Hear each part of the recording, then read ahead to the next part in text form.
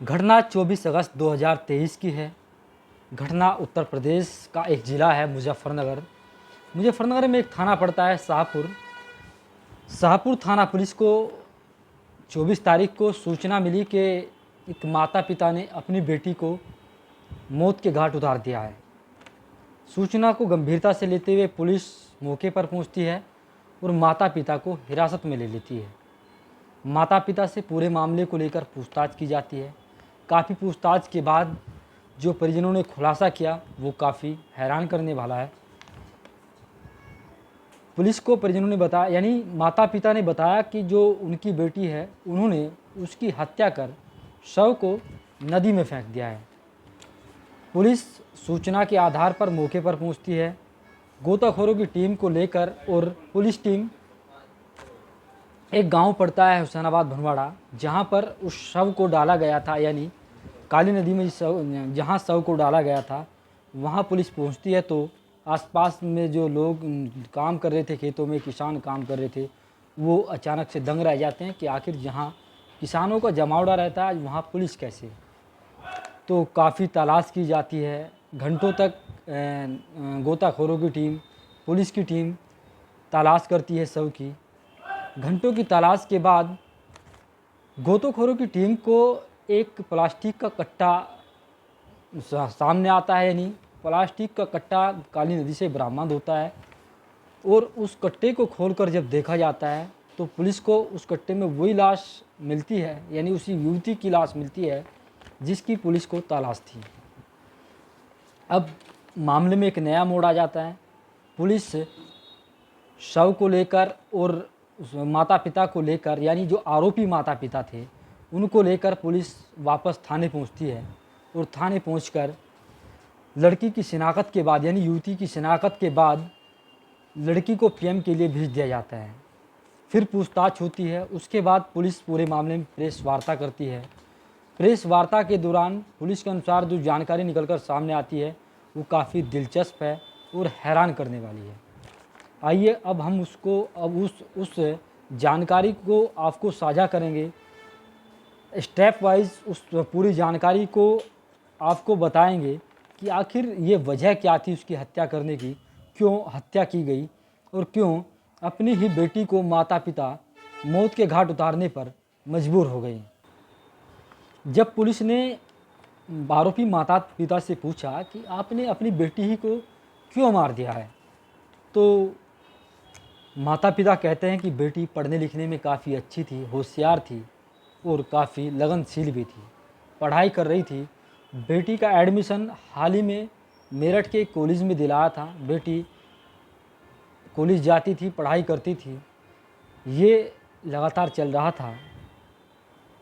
एक दिन उन्हीं के रिश्तेदार ने उन्हें कुछ जानकारी दी, कहा कि बेटी के साथ किसी अजनबी लड़के को देखा है।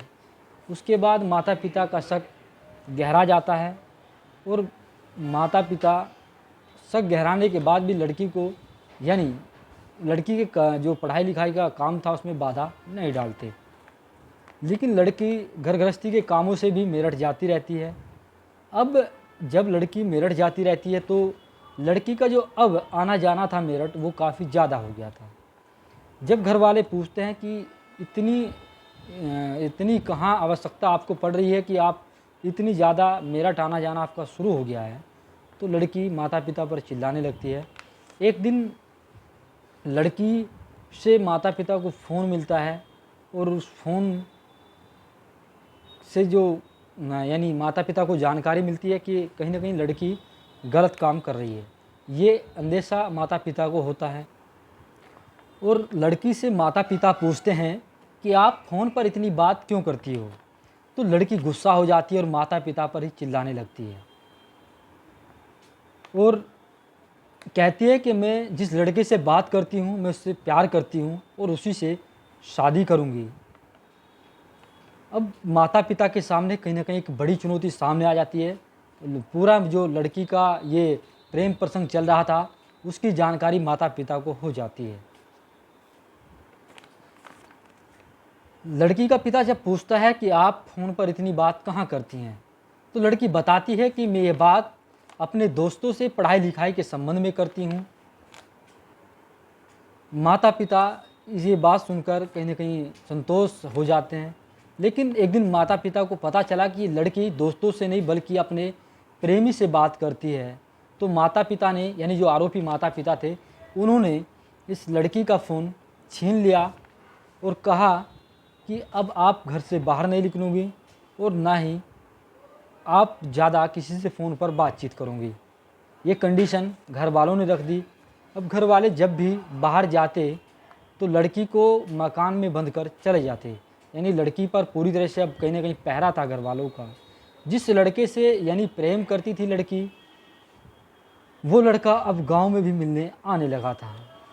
जब गांव में मिलने लड़का आने लगा लड़की से, तो उसके बाद परिवार वालों की चिंता और आरोपी माता पिता की चिंता काफ़ी बढ़ गई। एक दिन परिवार की ही मौजूदगी में लड़की अपने प्रेमी के साथ फरार हो जाती है। उसके बाद जब लड़की फरार हो जाती है, माता पिता बाहर से घर को आते हैं, पता लगता है कि लड़की आज घर से फरार हो गई। तो आरोपी माता पिता तुरंत पास के ही थाने में जाते हैं, लड़की की गुमशुदगी दर्ज कराते हैं और गुमशुदगी दर्ज कराने के बाद पुलिस यानी तहरीर के आधार पर कार्रवाई शुरू कर देती है। लड़की को लगभग 2-3 दिन में मेरठ से ही बरामद कर लेती है। लड़की का जो प्रेमी था उसको पुलिस गिरफ्तार कर जेल भेज देती है और लड़की अपने माता पिता के साथ घर चली जाती है। अब लड़की और प्रेमी और आरोपी माता पिता की एक ज़िंदगी की जंग की शुरुआत होती है। वो जंग कोर्ट कचहरी में चलती है, यानी अब मुकदमा कोर्ट में चलता है। लड़की गवाही देने के लिए जाती है, ये चलता रहता है। अब जब लड़की गवाही देने के लिए जाती है तो काफ़ी जो आरोपी माता पिता हैं वो प्रयास करते हैं लड़की को समझाने का कि आप इसके पक्ष में गवाही मत दो, आपकी ज़िंदगी खराब हो जाएगी, इसने जो किया है वो गलत है और आप गलत का साथ दे रही हैं। काफ़ी मिन्नतें आरोपी माता पिता की ओर से की जाती हैं, लेकिन लड़की एक भी बात मानने के लिए तैयार नहीं होती। ये सब कुछ चलता रहता है। लड़की के पेट में अचानक से एक दिन दर्द होता है। जब काफ़ी तेज़ लड़की के पेट में दर्द होता है तो जो माता पिता थे वो लड़की को लेकर पास के ही एक डॉक्टर के यहाँ जाते हैं। डॉक्टर से दर्द की वजह पूछते हैं तो डॉक्टर जांच के बाद जो बताता है तो माता पिता के पैरों नीचे से ज़मीन खिसक जाती है। डॉक्टर कहता है कि लड़की को कोई सामान्य दर्द नहीं है, बल्कि ये लड़की अब प्रेग्नेंट है और प्रेग्नेंट होने की वजह से ही लड़की को दर्द हो रहा है। लड़की लगभग 8 महीने की प्रेग्नेंट है, जिसके चलते लड़की को दर्द हो रहा है। माता पिता की जो चिंताएं थी वो और बढ़ जाती हैं। माता पिता लड़की से कहते हैं कि इस बच्चे को गिरा दो, नहीं तो हमारी समाज में बेइज्जती होगी, बदनामी होगी, हम किसी को मुंह दिखाने लायक नहीं रहेंगे। लेकिन लड़की एक भी बात माता पिता की नहीं मानती। डॉक्टर से भी माता पिता ने बात कर ली, यानी जो आरोपी माता पिता थे उन्होंने डॉक्टर से भी पूरे मामले को लेकर सेटिंग की कि लड़की का गर्भपात कराने के लिए सेटिंग कर ली। लेकिन लड़की इस पूरे मामले में सहमति जताती नज़र नहीं आई, यानी लड़की सहमत नहीं हुई। उसके बाद जब लड़की धीरे धीरे लड़की का पेट बढ़ने लगता है, लड़की का बढ़ता पेट देख जो आसपास के लोग होते हैं, गांव समाज के लोग होते हैं, वो तरह तरह के कमेंट और तरह तरह की चर्चाएं समाज में शुरू हो जाती हैं। उसके बाद तरह तरह के कमेंट उनके माता पिता के सामने किए जाते हैं, लड़की के माता पिता के सामने तरह तरह के कमेंट किए जाते हैं। अब लड़की के जो माता पिता थे वो काफ़ी परेशान आ चुके थे और लड़की से बार बार अनुरोध कर रहे थे कि जो बच्चा आपके पेट में है इसे गिरा दीजिए, हमारी समाज में काफ़ी बेइज्जती हो रही है। लड़की मानने के लिए तैयार नहीं होती। मामला कोर्ट में भी लगातार जो तारीखें थी वो चल रही थी। अब लड़की की गवाही भी होनी थी। लड़की को समझाया जाता है कि आप उसके पक्ष में, यानी जो प्रेमी है उसके पक्ष में गवाही मत दो। लड़की मानने के लिए तैयार नहीं होती। जब लड़की यानी माता पिता के जो तमाम प्रयास थे वो विफल हो जाते हैं, तो अब माता पिता लड़की को लड़की की हत्या करने की प्लानिंग कर लेते हैं।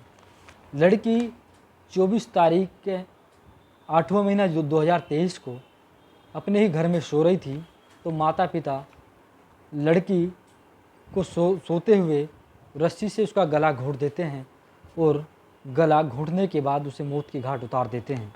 लड़की के मुंह से खून आता है, तो लड़की के मुंह से जो खून आता है उसी की चुंदरी से लड़की के खून को साफ़ कर दिया जाता है और साफ़ करने के बाद लड़की के शव को एक कट्टे में, यानी एक प्लास्टिक के कट्टे में भरा जाता है, यानी प्लास्टिक के बोरे में भरा जाता है और उसे सील पैक कर दिया जाता है। उसके बाद सुबह होती है तो माता पिता, जो आरोपी, पूरे मामले में आरोपी माता पिता हैं, वो लड़की के शव को यानी भूसे की गठरियों के बीच रख कर ले जाते हैं जंगल की ओर। ये भूसे की गठरियाँ लेकर जाते हैं और उस लाश के कट्टे को भी उन्हीं गठरियों के बीच रख लेते हैं।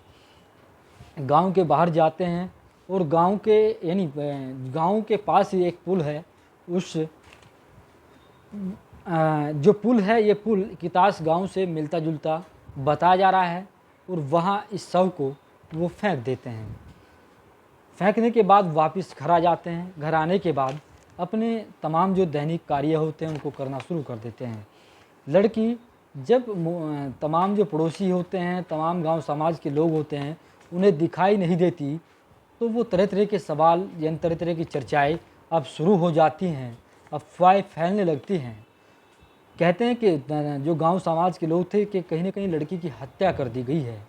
लड़की काफ़ी दिनों से दिखाई नहीं दे रही है, यानी काफ़ी घंटों से दिखाई नहीं दे रही है, लड़की की हत्या कर दी गई है। इस तरह की चर्चाएं गांव में शुरू हो जाती हैं। उसके बाद जब गांव के ग्राम प्रधान को इस प्रकरण के बारे में जानकारी होती है, तो ग्राम प्रधान लड़की के माता पिता से, यानी जो आरोपी माता पिता हैं, उनसे पूछते हैं कि लड़की कहाँ है।